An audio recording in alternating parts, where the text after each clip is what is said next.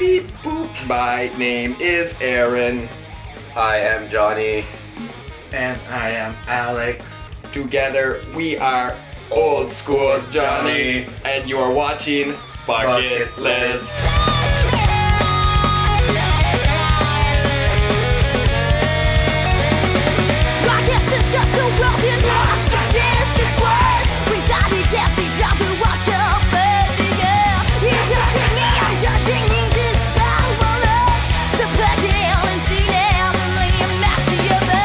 What's up? I'm Lee from Bucketlist. I'm here with Old School Johnny for the couch sessions. How you guys doing? Pretty good, man. Good. So I thought we could just start with do an origin story, how the band shaped, came to form, was birthed. Well, I'm technically the only original member currently on the couch. I've been here for like, what, 2 weeks? I don't know anything. One I know day? nothing. One day? First day? Yeah? It's been like 7 years. Oh, sorry. Okay, he's the new bassist. Yeah. Yes. Gotcha. I was dating the singer for like a year and a half, and we would jam a bit at home. Acoustically, I played guitar and she would sing, and we were like, wow, let's start a band. And we had a bunch of friends who worked at Cafe Chaos who ended up joining the band, like our original guitar player and drummer and whatnot. So that became our home station as to where we played music, and it just kind of evolved from there. Okay, so it was like your home base for starting the band was actually at the venue. Yeah, we played quite a few shows there with many different musicians, because a bassist would be like, hey, I can only be in it for like 2 months, but I can do a show or two with you, and then they would leave, we'd have to find somebody else to replace them. It was a revolving door. And how did the relationship last throughout the band? Like, did it keep strong, or which relationship? You were in a relationship with the singer, you said? Yeah, we broke up like 5 years ago, maybe. Okay. We took a couple months to get over things, and we both realized that our personal shit should not interfere with our love for making music. So we pushed through it. That's That's righteous. You done that between 2 shows. Yeah, that's true. We played a show. We opened for who the fuck was it on the Friday? Die Mannequin. Yes. And tomorrow it was in Sherbrooke. Yeah. So her and I broke up the night after. Did you still play the show? In Sherbrooke the next day. Right on. So music overcame a bad relationship or an ending relationship. Yeah. Were you guys in bands before, Old School Johnny? I've been in plenty. Plenty? I've been around. Run down the list. Around and around. I was recently in the Barrelheads. Okay. Split up a couple of months back. Okay. Well, so I've done session work a lot with like bands like the Superstitions, Perfect Strangers. I was in Lovely Haze for a while. Good band. I do the Holiday Hooligans Christmas charity every year with, Crowbar. with Ryan Stick. Ryan Stick. Yeah, I know that. And John Erskine from Summerlet and Joey Fenario. I could keep going. So I get around. It's like the guy in the city you call. Pretty much if anybody needs bass real quick, they're like, hey, want to play a show with us and learn 7 songs in like 2 days? Which is pretty much what happened. I got a message from Aaron a couple of weeks ago, and he was like, hey, our bassist might be leaving the country. Do you want to record an album? Sure. And hey, by the way, we're releasing it and launching it next month. This is pretty much the fastest I've saw ever. You guys posted on Facebook going to the studio, and then the next day it's like, okay, 8 songs done or something. I'm like, Pretty shit, much. these guys work fast. So It's I guess like so far the most efficient band I've ever been in. Like I've been in for like not even a month, and like album's done. Well, beat mixed. Right, like, recorded. we're ready to just do this. Right away. is that an approach you guys take on purpose, or? Because when we did the sorry to cut you off. No. when we did our first album, our first full-length album, we spent 2 days on the weekend, the Saturday, Sunday, and did 12 songs live off the floor. Mm-hmm. One of the main reasons, at least for me, is I feel that if you're doing it track by track, you can be like, oh, I could get this better. I could get this better. I could get this better. And you just, you get stuck you in overthink that. it. Mm-hmm. Yeah. Whereas this is like, you have 2 days, fucking do it, and then pick your best tracks. Cool. Do you guys record it to like a click track, or is it more like, yeah? Okay. Yeah. So it's tight, but it's just like very. It's got a little bit of a loose feeling, but it's still like on tempo, I guess. Like, and I got that vibe from listening to Miles. the Great Contest too. Like it's sort of like very raw, and you hear like almost like a live like energy, but it's also very tight. So that makes sense. Well, we are I like to toot our own horn and say that we are a decent live band. We've been around long enough, and Alex, our drummer, Tom, I said it right this time, and our singer-songwriter, and we've been playing music together in the same band for good 6-7 years, so we all know what we're doing. So when it comes to like a studio session, we want to capture that live energy where we feed off each other. Right. You kind of know what each other want too in the band. Like you have that understanding. More trombone. Yeah, you also have a trombonist in the band, right? Oh, that's you. Okay, This is me. Where did that idea come from? Like, I don't know. A lot of ska bands have trombonists, but I wouldn't say you guys are a ska band. You're like a punk rock band, or Thank you. so where did you guys like think? Like, how did you think that would work? Like, it's interesting. I don't know. In fact, I was asked by the bassist before John, Okay. because at first, like, Aaron didn't want any trombone in the band. Was out of the question. Right. So It's not traditional. so the ex-bassist wanted like me to make some things on one songs, and after a jam, I never left. You just never left your head. I'm in the band now.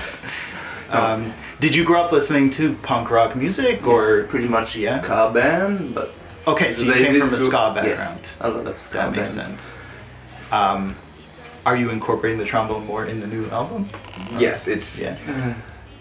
well for the first album it was kind of, I mean, we'd written most of the songs without trombone, so it was him finding And his I'm place. not even playing the same thing now that I've done pretty much on the album, because Yeah, you recorded the album 2 months after joining yes, the band. I was in that situation for the first I love album. it though.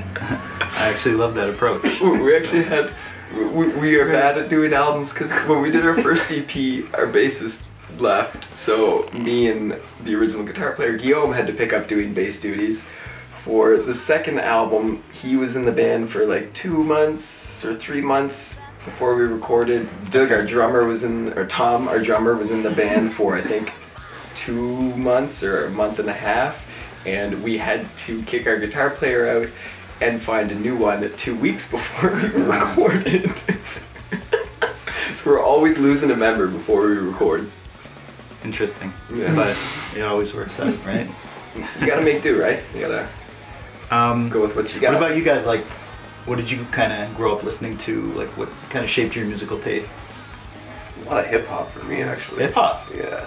Interesting. A bunch of my friends growing up were just into that pure, just boom bap, like 90s kind of stuff, which all has like really heavy bass. And I've always had an acoustic guitar growing up, like got into bass much later. I played bass in like Sec 2 in high school, put it down, bought a bass when I was in my early 20s.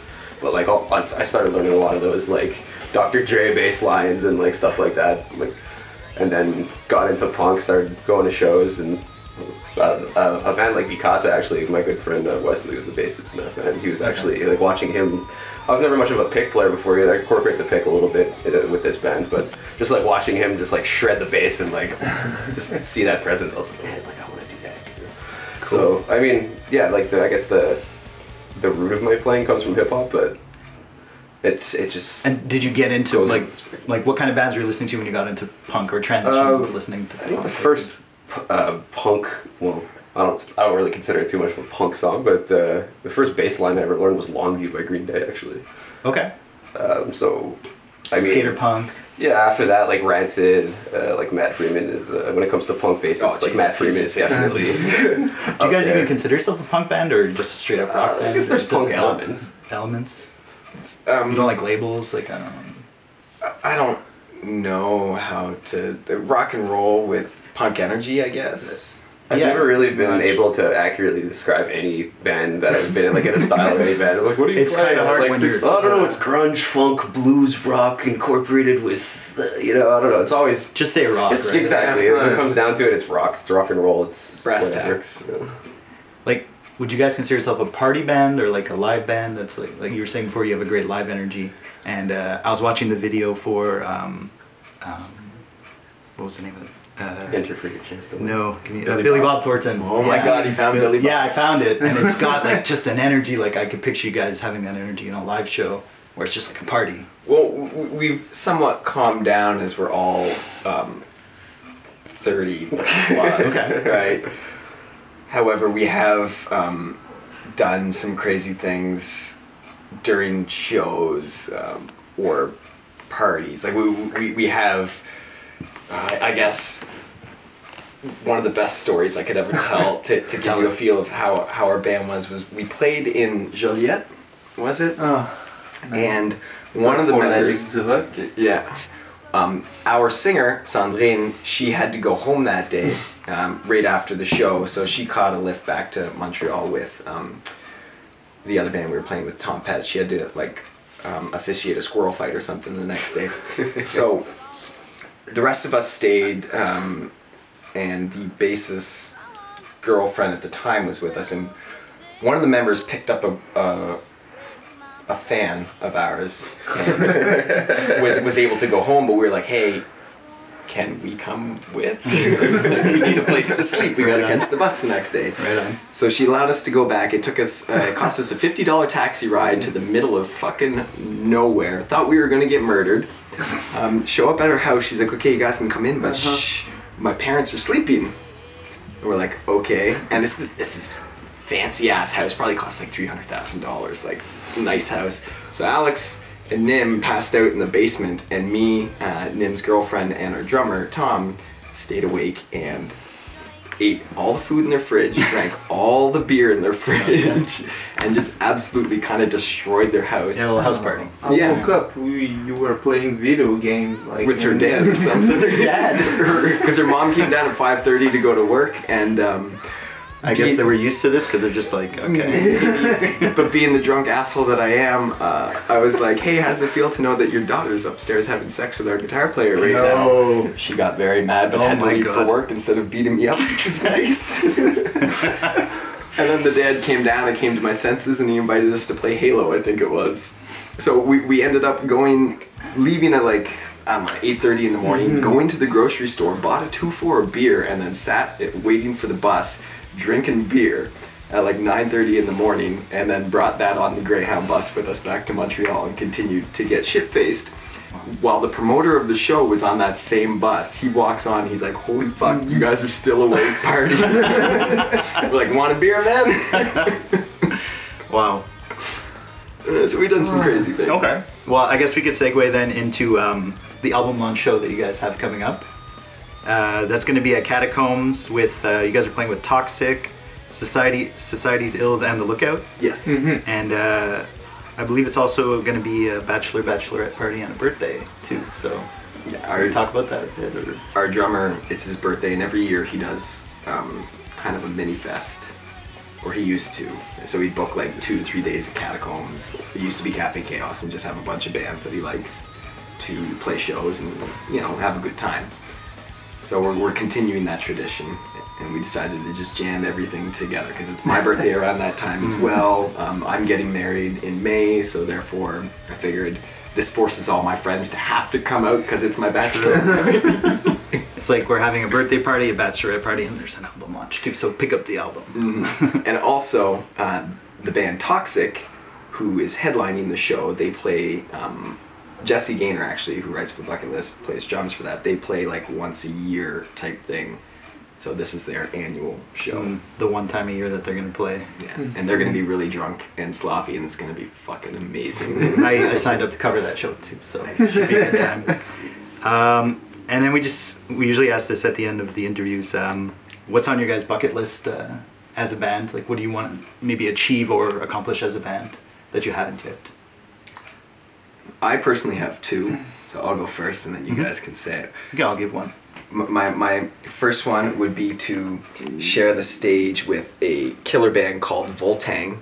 Wait a minute. We are doing that. If you come out to Bucket Fest on the 6th of July at Piranha Bar, you get to see us open for Voltang. That's gonna kick ass. You can witness Aaron check off the you mark on can this watch bucket that list one live. Another one I would like to do is be in the middle of tuning or be so drunk that I miss the come in where I start singing one of the songs and just have the audience sing it for me. That would give me goosebumps to have them, pick up the vocal cue. Yeah, and just without go. you expecting it. Goes And with just, my desire to have our first sing along. That would be awesome. to have a sing along? Yes. Yeah. Because I think nobody ever hear the words in shows. No. So Okay, for you to hear the crowd singing your song back to I'd be you. more stoked to hear them sing the trombone parts. that would be amazing. They all went home, they learned the parts, and they come with their trombones. Tin whistles and No, just like mouthing it, like da da da da da da da. You should have seen me when I was 16 in ska shows. I was already like doing the air trombone. You're the one guy. Everyone else is like, yeah, air trumps. You're just like. Why is that one guy over there fingering the air? He's air trumpeting. Don't talk to him as a trumpet. Is there a lot of hate between trombonists and No, the trumpetists? trumpet's okay. But don't do It's okay. saxophone. No. I agree. I'm not a big fan of saxophone in some bands. It's like Dave Matthews Band. Don't like the Doesn't work. saxophone in there. It must be hard to, I don't know, like kind of mosh around on stage and get crazy playing the trombone, I would imagine. No? Yeah, I'm gonna witness it. He doesn't have a wire to worry about tripping over, so there's that. I guess. No, I have the guitarist and the bassist wires. It always messes me up though playing beside him when I'm on his right, so he's on my left because my guitar deck comes out there, and I'm trying not to hit him, but he fucking moves so much, so he'll be like playing his trombone and be like, wow. It's like watching the Brian Setzer Orchestra, right, in action, and he swings over and I'm like, fuck, okay. Dodging bullets while you're playing. Gotta perfect my limbo. It's okay, and sometimes it's the crowd. Like, it was Sherbrooke. There was like the 6-foot guy just in front of me while I was playing, and I have like to try to not hit him every time. He's like right in front of the stage. Right in front of me, like 1 foot. And the guy like was just rocking. You should have just like, you should have started hitting him in the forehead until he moved. Put a little boxing glove on the end of the trombone. I did that. This is awesome. Just doesn't budge, just drinking his beer. Did you want to add anything as far as bucket list? I'm still a new guy. I mean, my first show is going to be the album launch. So, I mean, I've seen these guys play live before. I've played with other bands on the same bill before, and it's always been a good time. So I'm just stoked to get on stage and Just to get that first show in. yeah, for sure. I mean, Ol'School Johnny. like I said, I've seen the energy in the crowd, like and the energy they bring on stage. So I'm just stoked to be a part of that, I guess. Right on. He's come along very well. I'm very impressed with Mr. John I Burton. mean, yeah, to come on without like such short notice and be able to like record an to album. record a fucking album well enough that you're like, nice. This works. Makes sense. You've been around the city, like, you know, playing in bands and And stuff. that's You it. got- Like I already had a feel for their music. I mean, sent me a couple of YouTube videos. I'm like, wait, I'm trying to kind of hear the bass. Okay, I think he's doing this. All right, I'll just all right. I think I'll be all right. Right on. So yeah, that's pretty much it on my part for now. Going back to your music question, the first things that we ever got into for music, the first album I ever bought with my own money was Ace of Base, The Sign. And I was like 7 years old. All right. Followed, On tape or? on tape, for sure. Right on. My sister had that album when I was Such like a great album. A great album. And then I bought the Lion Definitely King underrated. soundtrack. Nice. Say underrated? Did you say Ace of Base is underrated? There's no fucking way. They were huge, man. I mean, maybe they don't get enough credit these days. Okay. They've been sadly forgotten by a lot of people. I don't know, man. You go in the middle of a club and you just scream out, "I saw the sign!" and everybody's gonna lose their shit. They will. In fact, we'll test that out at our album launch. What about like punk bands? Did you It was Punkorama Volume 1. compilations? That was a good one because you had like Down by Law, Suicidal Tendencies, No Effects, Rancid, like all the staples. Bad Religion got me into that, and then of course Punk and Drublic and All No Effects. Ages by Bad Religion. Were my holy grails. Okay. growing up. Nice. And I know those like And the back Lion to King fun. soundtrack. Yes. Well, the Circle of Life, man. I'll probably buy the. You can argue it's punk rock. No. Maybe. I don't know. Well, I'll make sure that on my deathbed I will buy the new Lion King remake soundtrack just to like fill out the circle, you know. Oh, beautiful. One of the first ones, one of the last ones.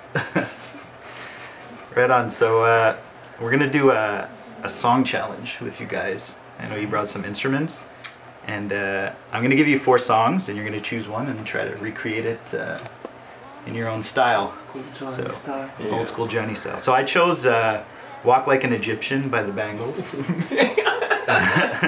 And I have to sing this shit too. 'Cause they're You're gonna be singers, singing? Yeah. "Soak Up the Sun" Sheryl Crow, "Mbop" by Hanson, and "Whip It" by Devo. So choose from those 4 and rock it out. All right. Can we have some time to think about it and learn it? Yeah, I guess. Well, considering you guys make albums in a week, you can take 5 minutes.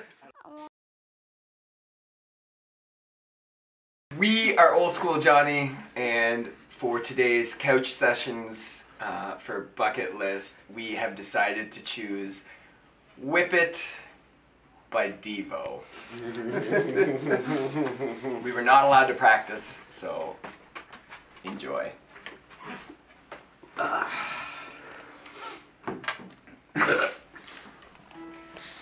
Starts with you, man.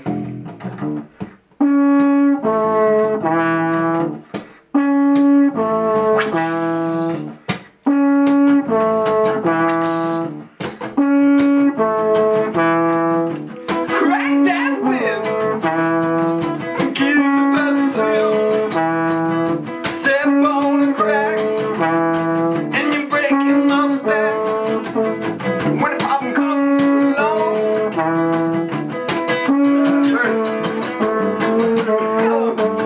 whip it good, something, something, get it straight. Go forward, move ahead, try to detect it. It's not too late, MC, to whip it good.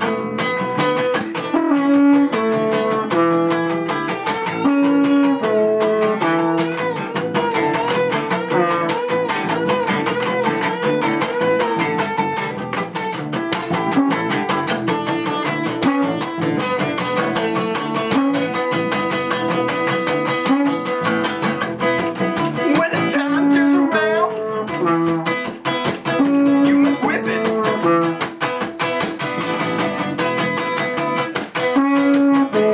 Never live it down unless you whip it. And no one gets away until you whip it. Let's whip it, you whip it good. And I say whip it good. Now whip it up into shape. Shape it up, get it straight. Go forward, move ahead. Try to detect it, it's not too late. Whip it good.